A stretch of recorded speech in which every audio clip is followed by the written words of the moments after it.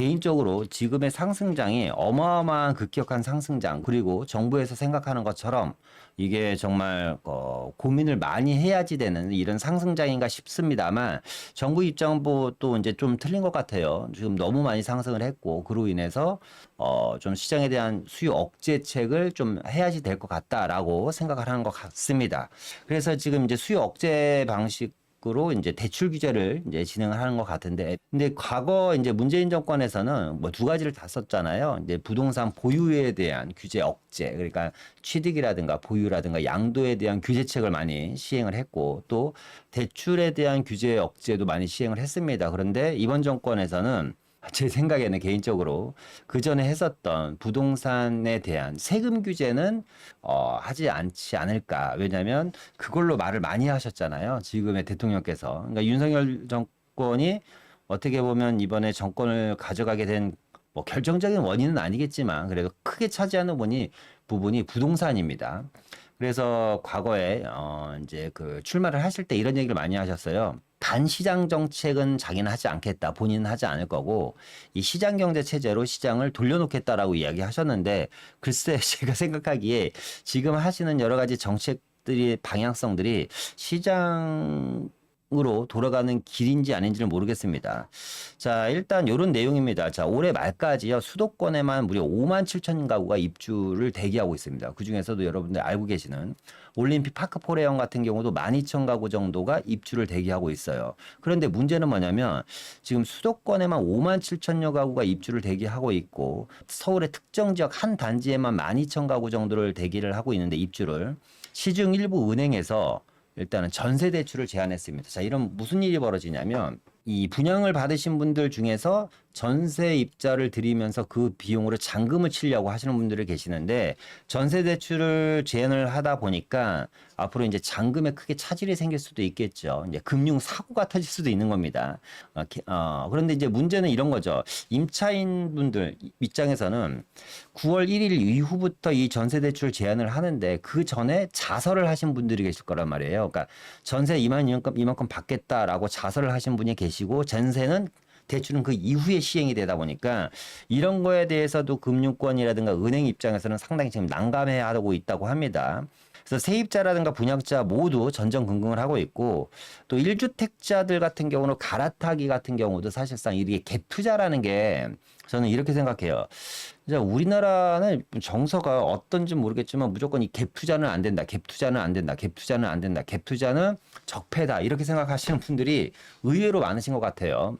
그런데 잘 생각해 보면 일반인들이 물론 대출을 받아서 실입주하면서 집을 사시는 분들도 계시겠지만, 무주택자 분들 중에서 갭 투자를 활용해서 내 집 마련을 생각하시는 분들도 계시단 말이에요. 또 갈아타시는 분들 중에서도 내가 전세금을 빼갖고 새로 사는 집에 대출을 들어가고 나는 잠깐 월세를 사시는 분들도 계시거든요. 어쨌거나 다양한 유형의 이 갈아타기 수요들이 있는데, 이 1주택자 갈아타기 분들한테도 대출을 안 해주겠다, 못 해주겠다는 얘기고, 자, 이렇게 되면 전세 대출이 안 제한을 받으니까 당연히 반대극부인 풍선 효과로 인해서 월세 수요가 증가를 하겠죠. 그죠? 그러면서 이 서민들에 대한 주거 비용이 가중될 걸로 예상이 됩니다. 자, 본격적인 얘기를 하면 9월부터 이제 전세 대출 심사가 강화되는데, 다 아시는 내용이죠. 일단 2단계 스트레스 DSR 강화하고 유주택자에 대한 전세자금 대출을 제한합니다. 물론 이 내용도 지금 저뿐만 아니라 많은 유튜버들이 지금 이 얘기를 하고 있고, 뉴스에도 원체 많이 나오는 내용들입니다. 그러니까 소유권 이전이 되지 않은 주택에 대해서 전세자금 대출 심사를 강화하겠다는 내용이죠. 이제 무려 5대 중앙은행에서 국민, 하나, 신한, 우리, NH농협. 근데 제가 신한이랑 하나를 빨간색을 이제 해놓은 건 뭐냐면, 신한이나 하나 같은 경우는 좀 상황을 봐서 완급 조정을 할 수도 있다라고 이야기를 합니다. 그래서 어쨌거나 이런 은행들이 기존 주택뿐만 아니라 신규 분양 주택에 대해서도 조건부 전세자금 대출에 대한 가이드라인을 재정비하겠답니다. 그러면 자금 대출이라는 건 뭐냐, 과연 이런 겁니다. 쉽게 얘기하면 집주인이 있어요. 집주인이 전세를 끼고 주택을 매입을 하려고 해요. 그래서 세입자가 이 집에 전세로 들어옵니다.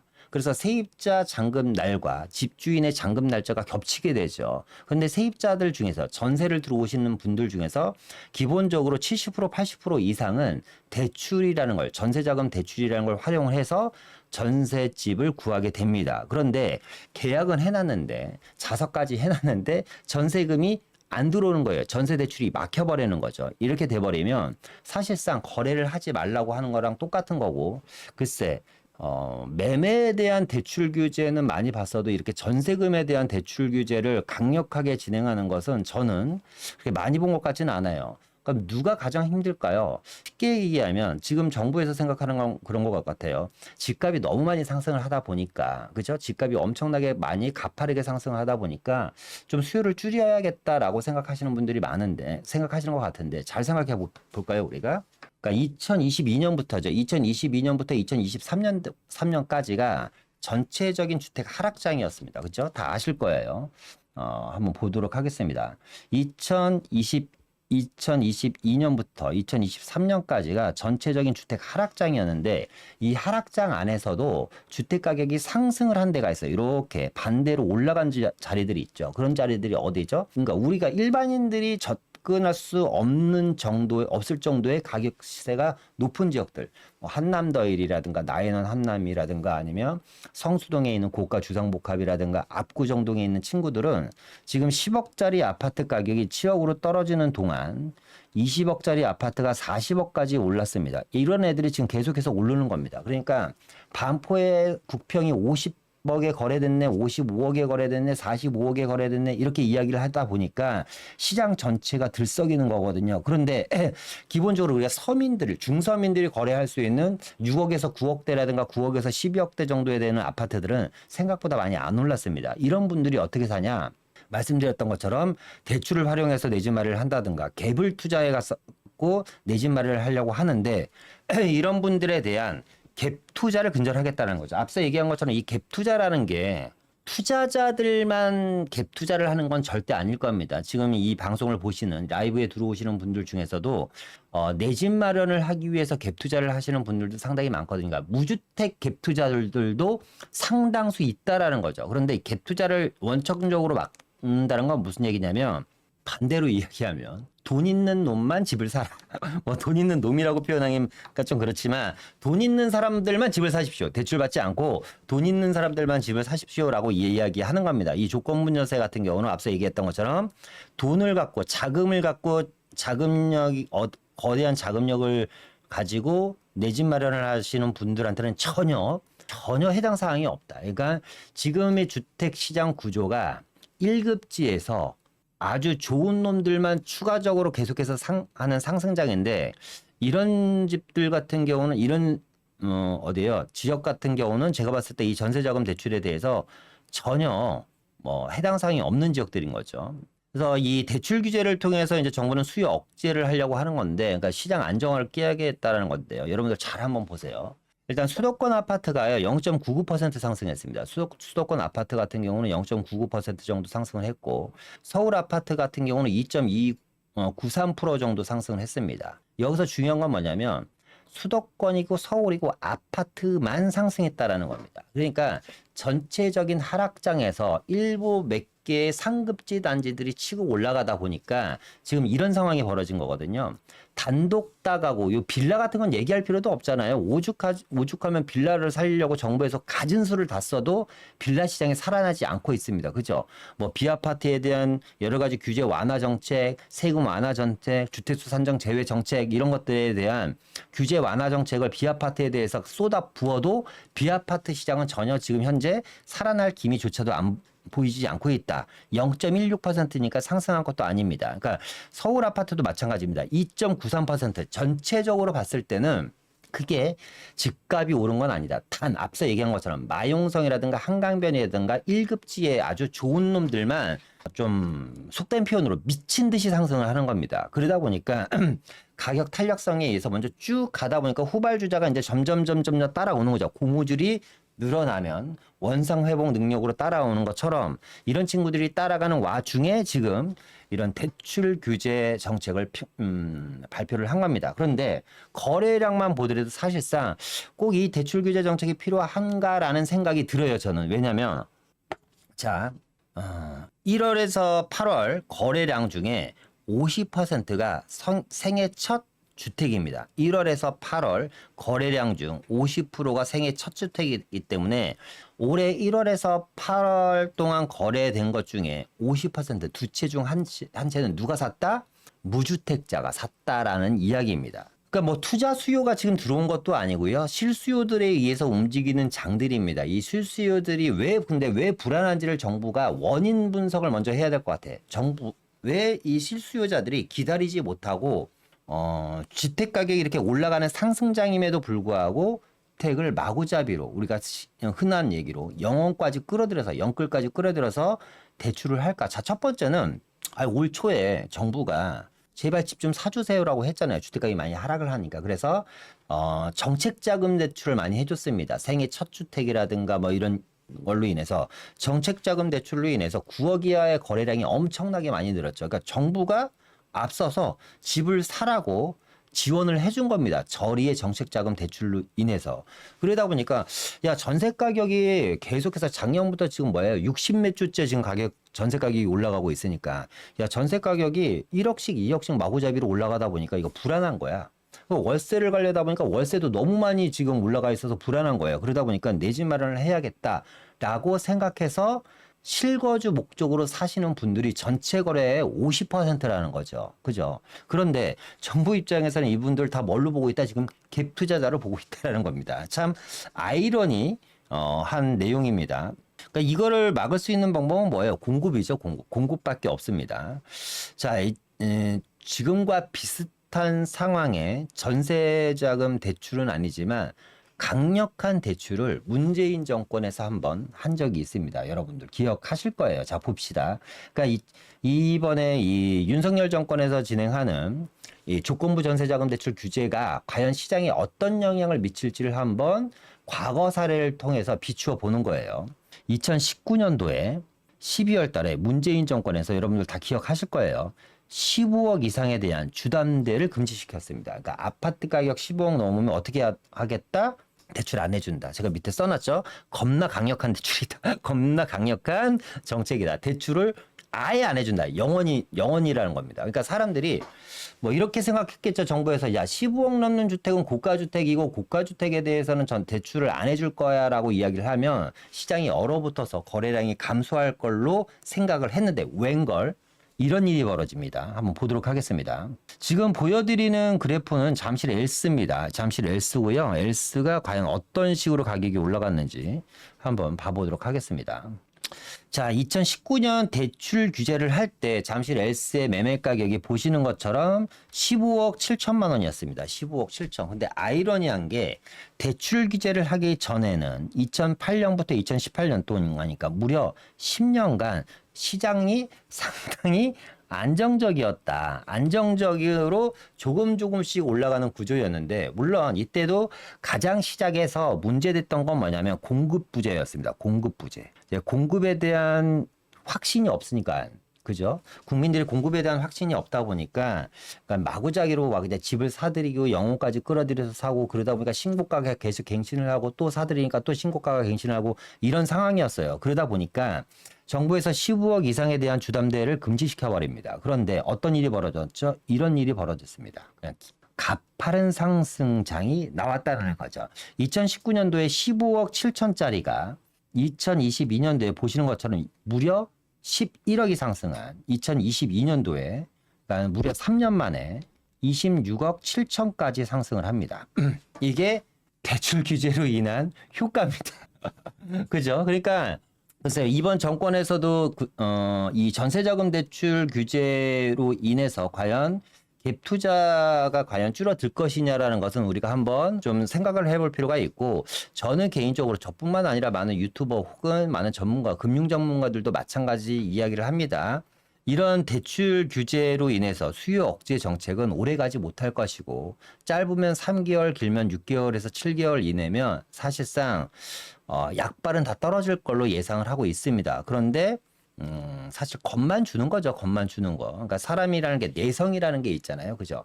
바이러스가 들어와서 맨 처음에는 열이 나고 뭐 힘들지만 주사를 맞으면 그냥 깨끗이 납니다. 근데 이 바이러스라는 놈이 그 주사에 내성을 갖게 되다 보니까 시간이 지나면 지날수록 더 센 주사, 더 센 주사, 더 센 주사를 놔야지 이 바이러스가 몸속에서 좀 회복력이 상당히 더뎌지게 되는 겁니다. 마찬가지로 시장도 내성을 갖게 되면 웬만한 이제 규제 정책, 뭐 세금적인 부분이라든가 대출적인 규제 정책 갖고는 사실상 시장을 안정화시키기에는 현실적으로 어렵다.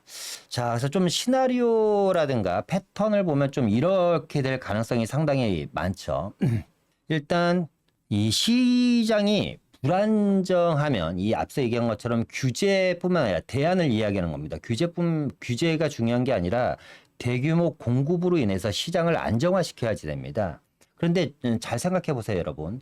이 주택 건설을 촉진시키려면 수요가 많아야 되겠죠. 수요가 증가하지 않고 수요가 없다면 주택 건설, 이 건설을 하시는 회사라든가 개인들이 집을 짓지 않을 겁니다. 이걸 우리가 어디에서 보냐면 바로 빌라 시장에서 볼 수 있는 겁니다. 빌라 시장 가격이, 주택 가격이, 빌라 가격이 아무리 곤두박질을 쳐도 사람들이 외면하면 그 시장은 다시 살아나기 힘든 겁니다. 그죠? 물론 이 빌라 시장이라는 게 대부분 모든 빌라 시장을 갖고 이야기하는 건 아니지만 지금 빌라 시장 중에서 일부 살아나고 있는 빌라 시장, 전체 빌라가 100개라면 그 중에 5개에서 10개 정도만 거래가 되고 있는 겁니다. 그러니까 어떻게 보면 아파트 시장이나 빌라 시장이나 거의 일맥상통하다고 볼 수 있어요.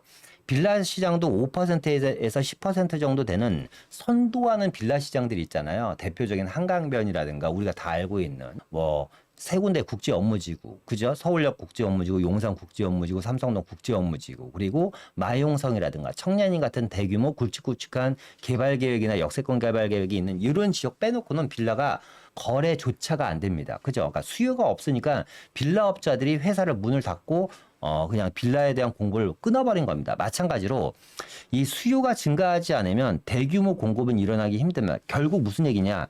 이 수요가 증가하면 가격 상승은 필연적이다라는 거죠. 가격이 상승되고 수요가 많아져야지 건설회사들은 집을 지을 수밖에 없다. 그런데 정부가 규제로 인해서 수요를 감소를 시키면 건설회사에서 야, 집 살 사람이 없는데 집을 지어야지 되나? 이런 생각을 할 거 아닙니까? 그죠? 그러니까 어쩔 수 없이 공급에는 수요가 따라져야지 공급이 뒷받침될 수밖에 없다는 겁니다. 물론 정책적으로 여러 가지 이제 뭐 고민들도 많으시겠죠. 천정부지로 짓드는 집값을 안 잡을 수는 없으니까. 하지만 뭐 예전부터 했던 얘기지만 이 반시장 정책 같은 이런 규제 정책으로 인해서 시장을 잡을 수 있다라는 생각을 뭐 좀 정부 당국자들은 좀 빨리 버려야 되지 않을까. 지금 보시는 것처럼 분상제 단지들 예를 들면 그죠? 수도권 같은 이 분상제 단지들 같은 경우는 몇백 대 1입니다. 이번에 행당동인가요? 특별공급 65세대 하는데 거의 7, 800명이 몰렸으니까. 그런데 지방 같은 경우는 100세대 모집하는데 일반 분양이 30명, 20명도 안 옵니다. 그러니까 미분양이 엄청난 거고 엄청나게 양극화가 되고 있는 거죠. 지방 같은 경우는 정말 중공업 미분양도 엄청나게 많이 늘어나고 있으니까 이 중공업 미분양이라는 건 어떤 얘기인지 아시잖아요, 여러분. 정말 아무리 노력을 해도 팔리지 않는 것이 중공업 미분양입니다. 근데 그런 물량들이 상당히 많이 늘어나는 것은 결국에는 양극화를 초래할 수밖에 없다. 그래서 정부가 이 공급에 대한 거를 해결하지 않고 수요의 억제책만 쓴다면 과연 이게 오래 갈 것인지에 대한 고민을 한번 해볼 필요가 있다라고 말씀드릴 수 있고요. 자, 채팅창을 한번 볼까요? 다주택자는 금리도 금리지만 대출 금액 자체도 많이 줄었죠. 그렇죠. 대출 금액도 스트레스 DSR 때문에 많이 줄었고요. 근데 앞서 보신 것처럼 우리가 이제 2019년 12월 달에 15억 이상에 대한 대출에 대한 규제를 강화했을 때도 주택가격이 많이 상승을 했습니다. 물론 지금의 주택 시장은 과거만큼 많이 상승할 건 저는 개인적으로 생각하지는 않아요. 왜냐하면 과거에는 문재인 정권 때는 6억짜리 아파트가 12억이 된 겁니다. 무려 6억이라는 금액이 단기간에 상승을 한 거고 10억짜리 아파트가 20억이 된 거고요. 20억짜리 아파트가 40억이 됐어요. 그러니까 지금의 아파트 가격은 저는 개인적으로 사실 정부에서 너무 성급하게 뭐 걱정할 필요까지는 없다고 생각해요. 왜냐하면 개인적으로 주택 가격이 상승은 하긴 하는데 전체적인 시장이 이제 상승하는 시장은 앞으로도 안 올 것 같습니다. 전 개인적으로 정말 철저한 차별화 양극화 시장으로 올 것 같고 상승하는 지역, 특정 지역들. 근데 그런 특정 지역들은 서민들이 접근하기 어차피 어려운 시장들입니다. 근데 그 시장대로 자기네들끼리 치고받고 하든지 뭐 하든지 좀 내버려 뒀으면 좋겠고 나머지 중서민들이 움직일 수 있는 시장을 좀 회복시키는 게 중요하지 않을까. 그런데 문제는 뭐냐면 이런 시장이 회복하기도 전에 뭘 했다? 지금 소화기로 불을 끄고 있는 겁니다. 자, 수요 억제 정책을 이제 발표를 합니다. 그런데 이 수요 억제라는 것은 반드시 뭐가 발생되냐면 시차라는 게 발생해요. 시차. 그죠? 그러니까 어떤 시차냐? 이런 거죠. 지금 보시는 것처럼 반포나 이런데 뭐 25억짜리 아파트가 55억에 거래되고 막 이런 것들이잖아요, 지금. 그러니까 선도 지역 아파트 가격이 지금 상승을 한 게 문제가 되는 겁니다. 강남이라든가 한강변이라든가 이런 지역이 기본적으로 엄청나게 말도 안 되는 금액, 이제 일반인들이 접근하지 못할 정도의 아파트 가격이 상승을 하면서 뒤따라서 마용성이라든가 광진구라든가 동작구 쪽에 있는 아파트들의 움직임이 포착이 되는 거예요. 그러고 나서 중하급지죠. 마용성이라든가 금강구 같은 친구들이 움직이려고 합니다. 이걸 우리가 시차라고 하는 거예요. 선도 지역이 먼저 상승을 하고 일정 부분 시차를 두고 외곽 지역 아파트들이 상승을 합니다. 그런데 중요한 건 뭐냐면 항상 이 수요 억제라든가 규제는 언제 나오냐? 선도 지역이 상승을 하고 외곽 지역이 상승을 하는 이 중간 단계에서 항상 규제라는 걸 시행합니다. 그러다 보니까 어떤 일이 벌어지냐면 항상 풍선 효과라는 게 발생을 하고 다른 시장이 또 출몰을 하는 겁니다. 시차가 발생되는 상황에 규제라는 걸 시행을 하죠. 그죠? 그런데 문제는 뭐냐? 거의 대부분의 규제가 앞서 말씀드렸던 것처럼 규제라는 게 할 수 있는 게 두 가지밖에 없잖아요. 부동산에 대한 세금 규제, 그죠? 취득세를 많이 물리겠다. 너 집 살 거야? 집 사면 앞으로 보유세 2배, 3배로 올려버릴 거야. 너 다주택자야, 2주택자 이상부터는 양도소득세 70% 중과야. 예를 들면 이런 식으로 세금에 대한 규제라든가 아니면 자, 당신 집 살 겁니까? 6억 이하 주택에 대해서는 대출 안 나옵니다. 지금처럼 전세자금 대출 안 나오고요. 집주인이 있는 집에 임차인이 전세로 들어갈 때도 전세자금 대출 안 해줄 겁니다. 이런 식으로 대출 규제밖에 할 수 없는 거예요. 그런데 문제는 뭐냐면 이런 외곽 지역 있잖아요. 이런 외곽 지역. 이런 외곽 지역 같은 경우는 선도 지역에 비해서 뭐가 높냐면 대출 민감도가 엄청나게 높습니다. 대출 민감도가 아실 거예요. 그죠? 서민주택 시장은 대출 민감도가 선도 지역에 비해서 곱절 이상 높다라는 거죠. 그러면 이런 일이 벌어지죠. 예를 들어서 10억짜리 아파트가 20억으로 상승을 했어요. 집값이 너무 많이 오른 거예요. 그래서 이 중간에 시차가 발생하는 동안 규제를 시행했어. 근데 외곽 지역 아파트는 4억이야. 얘가 조금 올라려고 해요. 5억까지 올랐어요. 그런데 이때 규제를 빵 시행해버리니까 얘는 이미 20억까지 올라 있는데 얘는 이제 가격이 오르지 못하는 겁니다. 그러니까 과거에는 선도 지역과 외곽 지역이 6억밖에 차이 안 났다면 지금 현재는 15억이 차이 나는 일이 벌어지는 거예요. 이거를 계속해서 정권마다 뭐예요? 반복해서 진행을 하는 겁니다. 반복해서. 이게 결국 이 수요 억제는 누가 피해를 본다? 서민들이 피해를 본다라는 거죠. 그죠? 앞서 얘기한 것처럼 중심부와 외곽 지역의 격차가 발생하면서 엄청난 돌이킬 수 없는 양극화가 계속해서 커져가고 있다. 결국 이러한 규제 정책들은 서민을 위한 것인 것처럼 포장은 되어 있지만 결국은 누가 힘들어진다? 서민이 힘들어진다. 라는 게 저의 결론입니다.